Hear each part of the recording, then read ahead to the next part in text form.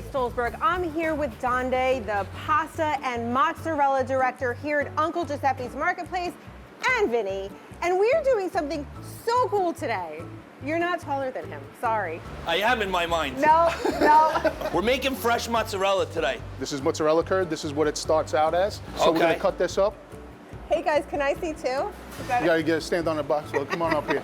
You've been making mozzarella since I was 12. Right, that's in the back amazing. of my uncle's shop, yep. And I've been eating mozzarella since before I could even remember.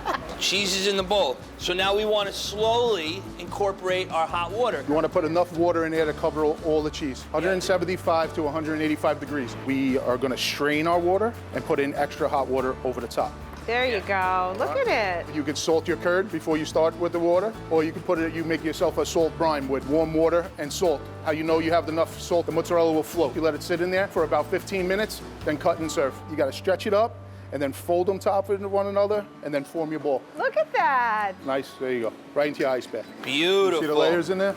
Look at it, look. We're gonna go like this. Seasoning, extra virgin olive oil, a little bit of balsamic glaze. That's tomato mozzarella, look at that. What a cool thing. If you'd like to try this at home and make your own mozzarella, head to our website, news12.com. And thank you so much for showing us how to do Thank you. this. Can we high five over Lily?